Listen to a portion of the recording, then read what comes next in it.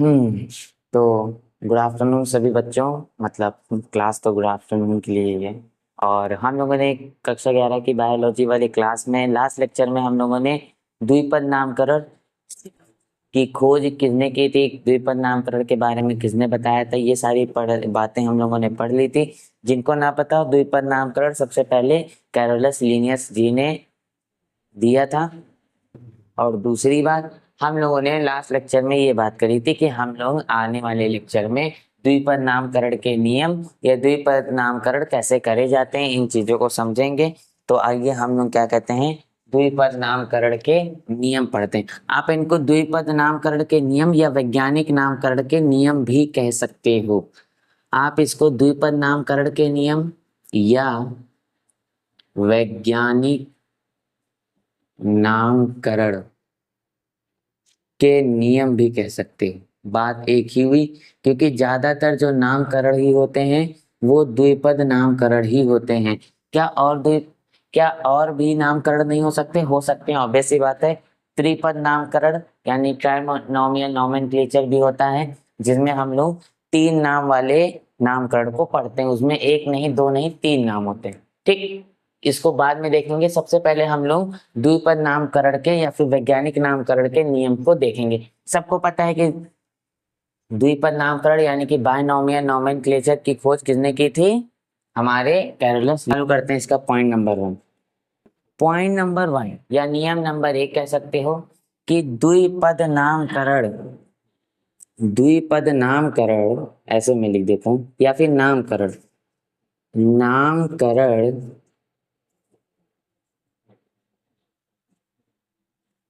सदैव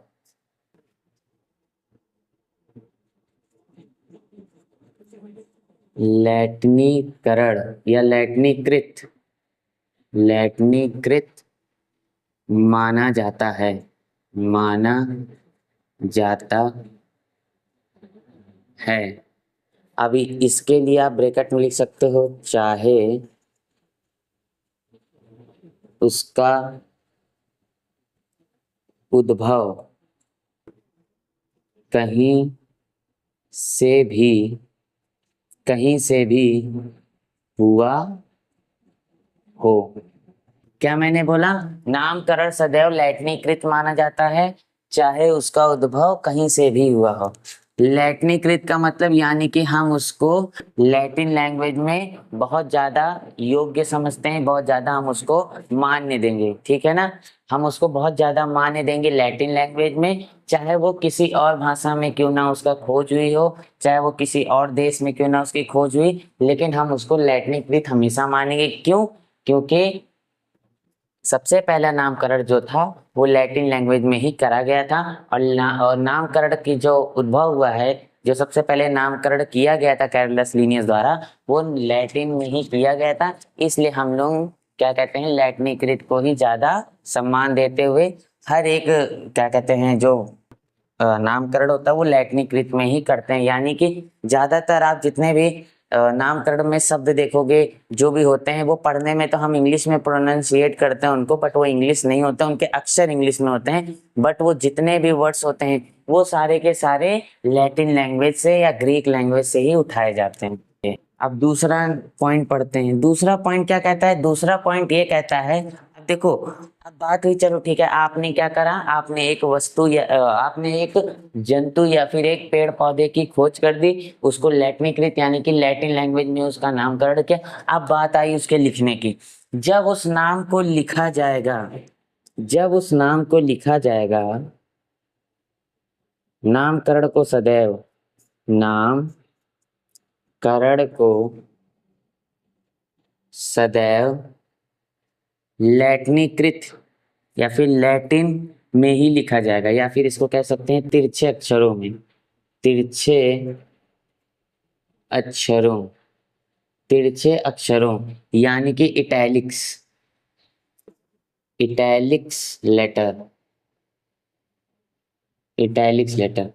cursive letter होते हैं, एक होते हैं इटैलिक्स लेटर, जो थोड़े से आप ऐसे देख लो, ऐसे थोड़े से ऐसे तिरछे होते हैं ना। आप मतलब मैं तो बना नहीं पा रहा, बट वो ऐसे थोड़े से सीधे ना होकर कैसे हल्के से तिरछे होते हैं। अभी मैं आपको स्क्रीन पर एक दिखा दूंगा इटैलिक्स लेटर।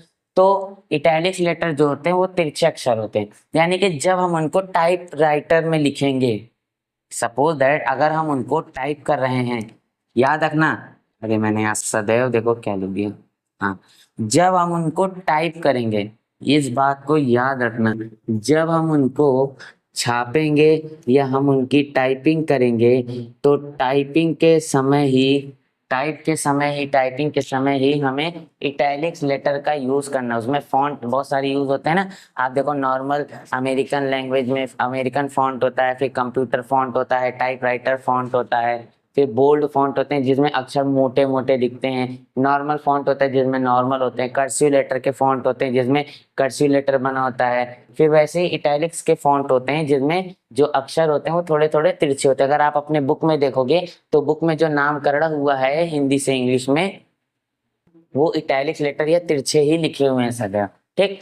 और अगर अगर आप उनको हाथ से लिख रहे हो, किससे लिख रहे हो, हाथ से, यानी कि हैंड राइटिंग, आप अपनी हैंड राइटिंग में लिख रहे हो, किस में लिख रहे हो, हैंड राइटिंग में आप लिख रहे हो, हैंड रिटन कर रहे हो, तो हैंड रिटन के समय अब देखो हाथ से आप इटैलिक लेटर तो बना नहीं सकते, तो जब आप हाथ से लिख रहे हो तो उन्हें क्या करना है, अलग अलग रेखांकित करना है, अलग अलग रेखांकित करा जाता है, अलग अलग रेखांकित करा जाता है। यानी कि जब हम लोग, अभी मैं देखो एक उदाहरण लिखूंगा, अभी मैं आप लोगों को एक उदाहरण लिखूंगा, उसी में आप सब समझ जाओगे सारे नियम।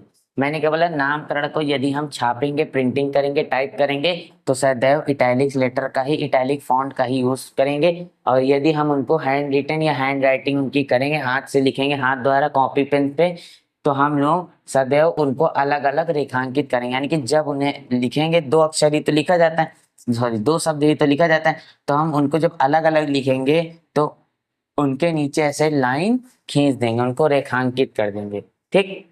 चाहे वो हिंदी में लिखा जाए चाहे वो इंग्लिश में, ठीक है ना। आप चाहे उनका नाम इंग्लिश में लिखो, चाहे मनुष्य का साइंटिफिक नेम क्या है, होमोसेपियंस, अब आप होमोसेपियंस को चाहे इंग्लिश में होमोसेपियंस लिखो चाहे हिंदी में होमोसेपियन लिखो, लेकिन लिखने के बाद आपको क्या कर देना, उनके नीचे रेखांकित कर देना, उनको रेखांकित करके अलग अलग दर्शाना है। चलो ये था आपका दूसरा नियम। अब हम बढ़ते हैं तीसरे नियम, आइए रेड मार्कर्स का नियम। चलिए तीसरा नियम देखें। तीसरा नियम क्या कहता है, तीसरा नियम कहता है द्विपद नामकरण में, द्विपद नामकरण में, द्विपद नामकरण में या किसी भी वैज्ञानिक नामकरण में वंश या फिर इसको प्रजातीय नाम भी बोलते हैं, प्रजातीय नाम,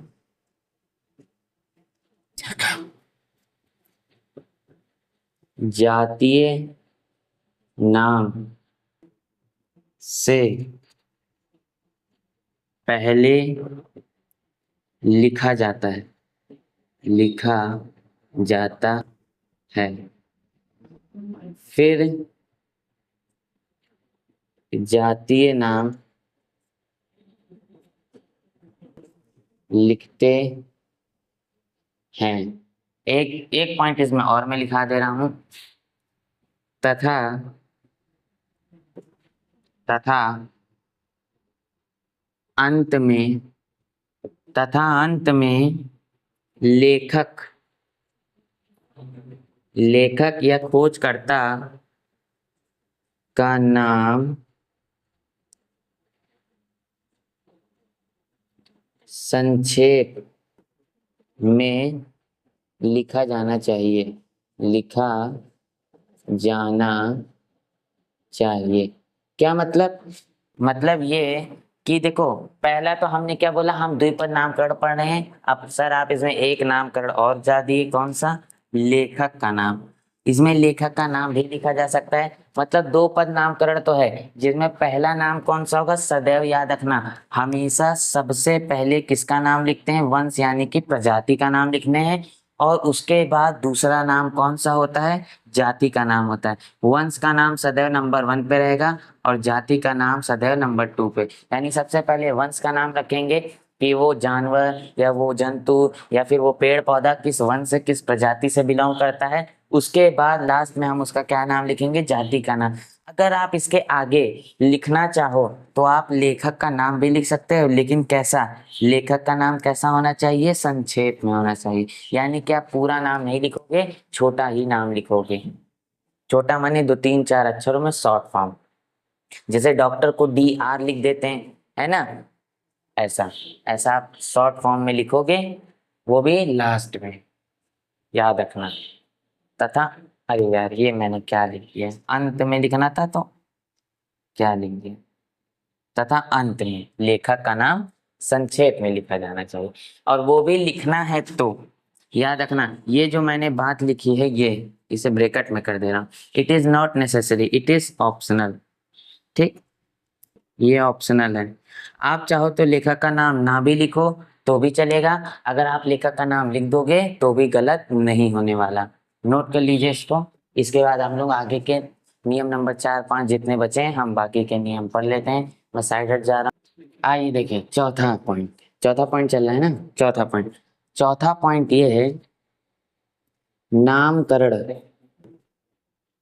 नामकरण में, नामकरण में, कौन से नामकरण में, जब हम उसका नामकरण अंग्रेजी में करें। देखो अगर हम उसको हिंदी में लिखेंगे तब तो कोई बात नहीं हुई, लेकिन हम इंग्लिश की बात करें, जब हम उसको इंग्लिश में नाम लिखेंगे, नामकरण में यानी अंग्रेजी में जब हम लोग नाम लिखेंगे, इंग्लिश में लिखेंगे, तो वंश नाम, वंश नाम का पहला अक्षर, पहला अक्षर सदैव, सदैव कैपिटल यानी कि बड़ा, कैपिटल होना चाहिए तथा सभी स्मॉल यानी कि छोटे, सभी स्मॉल लेटर होंगे। ठीक, मैंने क्या बोला, जब हम नामकरण लिखेंगे, जैसे मैं अपना नाम लिखता हूं, मैं अपना नाम लिखूंगा अगर आर्यन सिंह, तो ये गलत है, मेरे नाम में ये भी कैपिटल होना चाहिए। लेकिन इसमें नामकरण में क्या कह रहा है कि पहला अक्षर जो आपने लिख दिया कैपिटल, उसके बाद बाकी के सारे अक्षर छोटे होने चाहिए। यानी कि पहला नाम, वंश का नाम जब लिखा जाएगा तो उसमें पहला अक्षर वंश का नाम में बड़ा लेटर रहना चाहिए, और जब बाकी इसके सारे अक्षर छोटे होने चाहिए। इवन दो जो जाति का नाम होगा वो भी छोटे लेटर से ही शुरुआत होगी, उसकी भी बड़े लेटर से शुरुआत नहीं होने वाली। समझ में आ गया। अभी मैं आपको नामकरण करके ही बताऊंगा। उसके बाद पांचवा क्या कहता है, वैज्ञानिक नामकरण विवादपूर्ण, विवादपूर्ण नहीं होना चाहिए तथा संपूर्ण विश्व में यूनिक, यूनिक होना चाहिए। संपूर्ण विश्व में यूनिक होना चाहिए, विवादपूर्ण नहीं होना चाहिए। विवादपूर्ण यानी कि इनअप्रोप्रिएट नाम नहीं रख सकते, कोई भी ऐसा फालतू का नाम नहीं रखा जा सकता, ठीक है ना। इसका भी नियम कानून होता है, ऐसा नहीं कि आप कोई भी लल्लू पंजो नाम रख दिए। और दूसरी चीज, पूरे विश्व में, पूरे दुनिया में, पूरे वर्ल्ड में यूनिक नाम होना चाहिए, मतलब उस जैसे नाम का और कोई दूसरा होना ही नहीं चाहिए। सपोज दैट आप होमोसेपियंस अपने वस्तु का नाम रखे हो, लेकिन होमोसेपियंस तो पहले से ही एक व्यक्ति, मनुष्य का नामकरण हो चुका है, तो होमोसेपियंस अब किसी का नहीं हो सकता। मैंजीफेरा इंडिका आम को कहते हैं। अब पूरे दुनिया में मैंजीफेरा इंडिका आम के लिए भी जाना जाएगा। अब दुनिया में कोई भी चीज की खोज होगी तो उसमें मैंजीफेरा इंडिका शब्द का यूज नहीं होगा। मैंजीफेरा शब्द का यूज हो सकता है क्योंकि वो वंश का नाम है, लेकिन इंडिका शब्द जो है वो कभी भी नहीं हो सकता। क्यों? इंडिका जो है जाति नाम है जो आम का खुद। याद हो गया, समझ में आ गया। अब छठा देखो, छठा क्या है?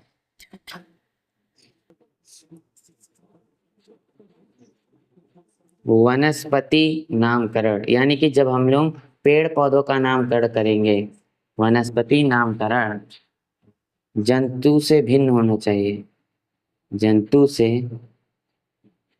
भिन्न होना चाहिए तथा दोनों में समानता होनी चाहिए। दोनों में अरे यार सही लिख रहा था, समानता नहीं होनी चाहिए, समानता नहीं होनी चाहिए, नहीं होनी चाहिए। क्या हम कह रहे हैं? हम ये बोल रहे हैं कि जब हम लोग पेड़ पौधों का नामकरण करेंगे तो पेड़ पौधों का नामकरण जंतुओं से मिलता जुलता नहीं होना चाहिए, उनके बीच कोई भी प्रकार का सिमिलैरिटीज नहीं दिखनी चाहिए। अगर सिमिलैरिटी दिखी तो फिर फायदा क्या हो गया? पेड़ पौधे एक अलग क्राइटेरिया होता है और जंतु जानवर अलग होते हैं, तो दोनों में वैरायटी एकदम अलग है। पेड़ पौधों की अपनी वैरायटी होती है, जंतु जीव जंतु की अपनी अलग वैरायटी होती है, परंतु दोनों कभी भी एक नहीं हो सकते। दोनों के क्या कहते हैं, बॉडी पार्ट्स अलग हैं, ऑर्गन अलग हैं, सेल बने दोनों सेल से हैं, बट उनमें यूनिकनेस बहुत ज्यादा है। इसलिए दोनों का नामकरण में कभी भी बिल्कुल भी सिमिलैरिटी नहीं आनी चाहिए, हमेशा वो लोग आपस में डिफरेंट रहें। उसके बाद सातवें नंबर का नियम क्या कहता है? सातवें नंबर का नियम ये कहता है कि वैज्ञानिक, शॉर्ट फॉर्म लिख देना, वैज्ञानिक नामकरण, वैज्ञानिक नामकरण उच्चारण में सरल होना चाहिए, सरल होना चाहिए, सरल होना चाहिए, सरल होना चाहिए। अब ऐसा भी नामकरण नहीं रखना कि भैया आप पढ़ ही ना पाओ, ठीक है ना? ऐसा भी नामकरण नहीं रखना है कि आप पढ़ ही ना पाओ, उसको याद भी ना कर पाओ और वो किसी से लेते भी ना बने, प्रोनाउंसिएट भी करते ना बने। यानी कि जब हम लोग नामकरण करेंगे तो किन किन बातों का ध्यान रखेंगे, शुरू से पढ़ते हैं। वैज्ञानिक नामकरण करेंगे तो सबसे पहले हमें ये बात याद रखना है कि वो उसका उद्भव कहीं से भी हुआ हो, हम उसको लैटिनीकृत ही करेंगे, यानी कि लैटिन भाषा को ज्यादा सम्मान देंगे। दूसरा पॉइंट, हम जब भी उन्हें लिखेंगे तो वंश का नाम सदैव पहले लिखेंगे, जाति का नाम हमेशा बाद में लिखेंगे। और जब हम उन्हें लिखा करेंगे, अगर टाइप करेंगे तो हम हमेशा इटैलिक्स फॉन्ट में लिखेंगे, और अगर हम हाथ से लिख रहे हैं तो अलग अलग रेखांकित करेंगे, उनमें नीचे की ओर डैश कर देंगे। उसके बाद नेक्स्ट पॉइंट हमने क्या पढ़ा था? नेक्स्ट पॉइंट हमने ये पढ़ा था कि नामकरण अंग्रेजी वंश के सॉरी इंग्लिश में लिखेंगे तो वंश का नाम कैपिटल होना चाहिए, बाकी सब के सब स्मॉल होने चाहिए, इवन दो जाति का नाम भी।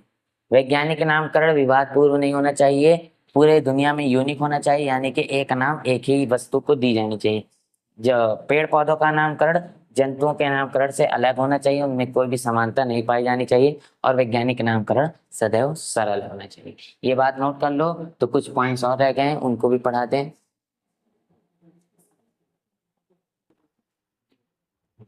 मैंने 7 टोटल नियम पढ़ लिए, 8वां नियम और है। 8वां नियम क्या कहता है? देखो, ये 8वां नियम जो है, मतलब खास नियम तो नहीं है, बट एक तरह से कह सकते हो, आप कह सकते हो कि वनस्पति नामकरण, वनस्पति नामकरण में, वनस्पति नामकरण में, वनस्पति नामकरण में वंश नाम, वंश तथा जाति नाम एक साथ लिख देना, वंश तथा जाति नाम एक नहीं होते, एक नहीं हो सकते, एक नहीं हो सकते, परंतु परंतु जंतु नामकरण, जंतु नामकरण में हो, मेरा इंक खत्म होता जा रहा है, सकते हैं। क्या हमने बात करी? हम ये कह रहे हैं कि जब हम लोग वनस्पति नामकरण करेंगे तो उसमें जो वंश का नाम होगा और जो जाति का नाम होगा वो एक जैसा सिमिलर साउंड नहीं करेगा, एक जैसा नहीं होगा। लेकिन अगर हम लोग वही जंतुओं का नामकरण करेंगे तो उसमें वंश का नाम और जाति का नाम एक जैसा हो सकता है। मार्कर चेंज कर लेते हैं। एक जैसा कैसे हो सकता है? सपोज दैट मेरा नाम आर्यन है, तो मैं ये मान लो वंश का नाम है और मैं यही जाति का नाम भी लिख दूं, आर्यन आर्यन, ठीक। तो ये होता है। लेकिन अगर हम पेड़ पौधों की बात करें तो पेड़ पौधों में ये नहीं माना जाएगा, ठीक है। अब आते हैं नियम नंबर 9। नियम नंबर 9 क्या कहता है? नियम नंबर 9 ये कहता है वंश तथा जाति नाम, वंश तथा जाति नाम तीन अक्षर से छोटे, तीन अक्षरों से छोटे, तीन अक्षरों से छोटे तथा 12 अक्षरों से बड़े, 12 अक्षरों से बड़े नहीं हो सकते, नहीं हो सकते। यार देखूं विजिबल है कि नहीं, लेट मी चेक। दिख तो रहा है यार, मैं फालतू में घबरा रहा हूँ। देखो इसमें क्या कह रहा है, इसमें ये कह रहा है कि अगर आप नामकरण कर रहे हो तो नामकरण में मिनिमम मिनिमम 3 लेटर्स हो सकते हैं और मैक्सिमम 12 लेटर हो सकते हैं। अगर आप 12 लेटर से बड़ा नाम दोगे, चाहे वो वंश हो चाहे जाति हो, तो वो रिजेक्ट हो जाएगा। अगर 3 लेटर से छोटा 2 लेटर कर दो, जैसे आप बोल दो ऑक्स, तो ऑक्स क्या है, 2 लेटर है, ये रिजेक्ट हो जाएगा, ठीक है ना। मिनिमम मिनिमम आपको 3 लेटर देने ही पड़ेंगे और मैक्सिमम मैक्सिमम 12 लेटर, क्योंकि 12 लेटर से फिर बड़ा नाम हो जाएगा, ज्यादा कॉम्प्लिकेटेड हो जाएगा। और मिनिमम मिनिमम 2 लेटर से छोटा तो प्रोनाउंसिएट भी नहीं होता अच्छे से, ठीक है। यानी कि 3 अक्षरों से छोटे और 12 अक्षरों से बड़े नाम नहीं लिखे जा सकते, चाहे वो वंश के हों, पॉइंट आउट कर दूं, चाहे वो वंश के हों चाहे वो जाति के हों, 3 अक्षर ना छोटे, 12 अक्षर से ना बड़े, बात खत्म। 10वां और आखिरी सुन लो, 10वां और आखिरी। 10वां आखिरी नियम नहीं है, बट ये एक केस है। एक केस कैसे कह सकते हो? जैसे सपोज दैट एक ही वस्तु, एक ही वस्तु की खोज, मतलब एक ही वस्तु को सब लोगों ने देखा और सब लोगों ने नामकरण कर दिया।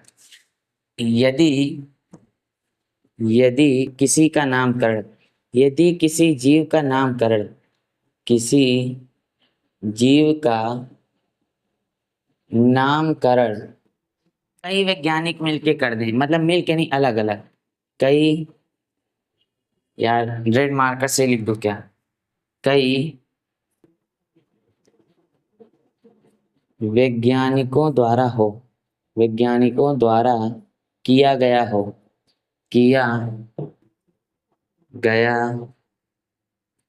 किया गया हो, तो वैसे भी ये नियम नहीं, बस ऐसे फालतू दो, फालतू ही इसको चिपका दिए। अगर मान लो कई सारे वैज्ञानिक ने एक ही चीज का नाम रख दिया, जैसे सपोज दैट मनुष्य, मनुष्य का नाम 3 10 12 लोगों ने कर दिया कि नहीं मनुष्य को ये कहा जाना चाहिए, मनुष्य को वो कहा जाना चाहिए, मनुष्य को वो कहा जाए, मनुष्य को ये कहा जाना चाहिए, तो हम मानेंगे किस बात को? हम उसी बात को मानेंगे जिसका क्या कहते हैं, जिसको सबसे पहले प्रस्तावित किया गया था, ठीक है ना। मान्य वही नाम होगा, परंतु परंतु मान्य वही होगा जो सर्वप्रथम प्रस्तावित किया गया हो, प्रस्तावित। रुको मैं एक सेकंड एग्जैक्ट हिंदी देख लूं।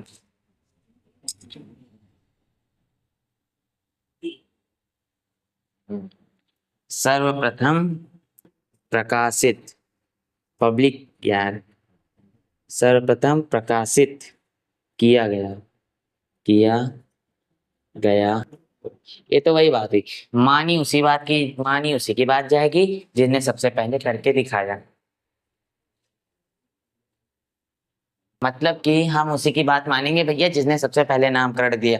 आप भले आपने अच्छा नाम दे दिया हो, बुरा नाम दे दिया, छोटा नाम दिया, बड़ा नाम दिया, सरल दिया, कठिन दिया, जैसा भी दिया हो, माना उसी का जाएगा जिसने सबसे पहले नाम दिया गया है। In case in case in case in case पहले वाले वैज्ञानिक ने जो नामकरण दिया वो इन नियम का पालन नहीं करता तो उसका नामकरण कैंसिल हो जाएगा। उसके बाद नंबर सेकंड पे जिसने नामकरण किया होगा उसका नामकरण वैलिड हो जाएगा। ठीक, तो ये 10 नियम थे नामकरण के, इन्हें नोट कर लो। इसके बाद हम लोग क्या कहते हैं, कुछ नामकरण करके एग्जाम्पल्स के रूप में देखेंगे। पहले इन्हें नोट कर लीजिए। एग्जाम्पल में देखो, अभी मैंने आप लोगों को जितने नियम बताए थे सारे नियम बता दे रहे हैं। सबसे पहला हम किसी भी वैज्ञानिक का नामकरण करेंगे तो 2 अक्षरों में होना चाहिए। वो 3 अक्षरों में भी हो सकता है। 3 अक्षरों, अरे हाँ 3 अक्षरों वाला तो मैंने बताया ही नहीं। Yes yes yes yes yes, तो लिख लो लिख लो लिख लो लिख लो लिख लो लिख लो लिख लो। आप लैटिन वाला जो था उसी वाले में लिख लो कि वैज्ञानिक नामकरण में तीसरा अक्षर, ठीक है ना, तीसरा अक्षर उपवर्ग उपवर्ग के रूप में किया जा सकता है। उपवर्ग मतलब सब कैटेगरी, सब क्लास के रूप में हम उसका तीसरा नामकरण कर सकते हैं। चलो देखो, वैज्ञानिक नामकरण। अब वैज्ञानिक नामकरण में हम लिखते हैं एक उसका नाम है, जैसे इंग्लिश में लिखते हैं, इंग्लिश ज्यादा सही रहेगा। Mangifera indica. ये देखो, सारे नियम का पालन करना है। देखो सबसे पहला क्या नियम था, सबसे पहला ये नियम था कि रेड मार्कर ले लिया जाए या ब्लू ले लिया।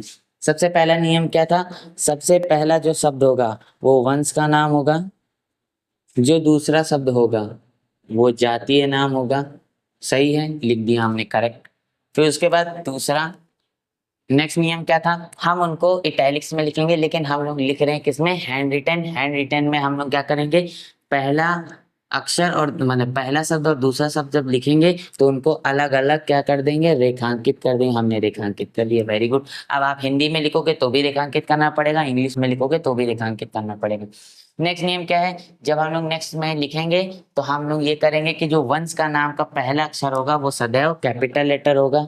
ये देखो, ये हमारा क्या है, कैपिटल लेटर है। उसके बाद के सारे लेटर कैसे होंगे, स्मॉल, इवन दो आपका जाति का नाम भी स्मॉल लेटर में ही रहेगा। उसके बाद तीसरा हम लोगों ने बोला, हम चाहे तो इसमें तीसरा शब्द भी जोड़ सकते हैं। किस नाम से, वैज्ञानिक के नाम से, वो भी संक्षेप में, यानी कि एकदम शॉर्ट में, लिन। मैंजीफेरा इंडिका लिन। लिन क्या है, लिन एक वैज्ञानिक नाम है, वैज्ञानिक नामकरण नहीं, एक वैज्ञानिक का नाम, वैज्ञानिक का नाम। लिन का मतलब क्या है, लिन का मतलब है, हिंदी में लिख दे रहे हैं इसको ना, लीनियस। लिन का मतलब है लीनियस, यानी कि इस मैंजीफेरा इंडिका का नामकरण किसने दिया था, लीनियस कैरोलस लीनियस ने ही दिया था। Got it got it got it got it got it. बस इसके बाद तो कुछ बचा ही नहीं। अगर हिंदी में लिखोगे तो हिंदी में कैपिटल स्मॉल कोई देखना ही नहीं, आपको बस अलग अलग लिखना है। आपको उसको ऐसे अंडरलाइन कर देना है। नामकरण को मतलब इसको, वैज्ञानिक के नाम को अंडरलाइन नहीं करना, ये तो मैंने ऐसे लिख दिया था, ठीक। वैज्ञानिक के नाम को अंडरलाइन नहीं करना। और दूसरा चीज, अभी आपने बोला कि कैपिटल लेटर केवल ये होना चाहिए, वो नहीं, लेकिन आपने इसे कैपिटल लेटर लिख दिया। यस, इसे कैपिटल लेटर लिख सकते हो, क्योंकि वैज्ञानिक का जो नाम होता है ये क्या होता है, ये ऑप्शनल होता है। आप चाहे इन्हें लिखो चाहे ना लिखो। अगर आप केवल मैंजीफेरा इंडिका लिख दोगे that is also correct, and if you want write Linn that is also correct. समझ में आया क्या आप लोगों को? अगर समझ में आ गया हो तो कुछ नामकरण के एग्जाम्पल्स लिख दिए जाएं बिना किसी टाइम वेस्ट करे, ताकि आप लोगों को याद हो जाए।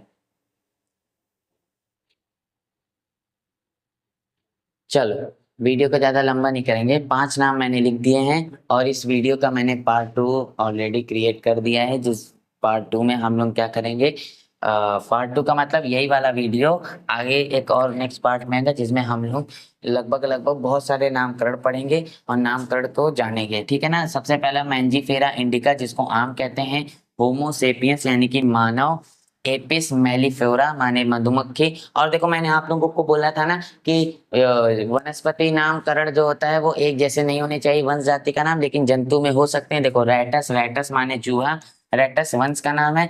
आखिरी वाला रैटस जाति का नाम है। नाजा, नाजा, नाजा माने वंश का नाम, नाजा माने जाति का नाम। ये क्या है, एक सांप की स्पीसीज होती है जिसे हम लोग कोबरा के नाम से कहते हैं। किंग कोबरा जानते हो ना, उसको साइंटिफिक नेम में नाजा, नाजा कहते हैं। और जो चूहा आप लोग देखते हो अपने घरों में, वो चूहे को रैटस, रैटस कहते हैं। एपिस मेलिफेरा को मधुमक्खी कहते हैं, होमो सेपियंस को मानव कहते हैं, और मैंजीफेरा को आम कहते हैं, कॉमन भाषा में, कॉमन हम लोगों के भाषा में।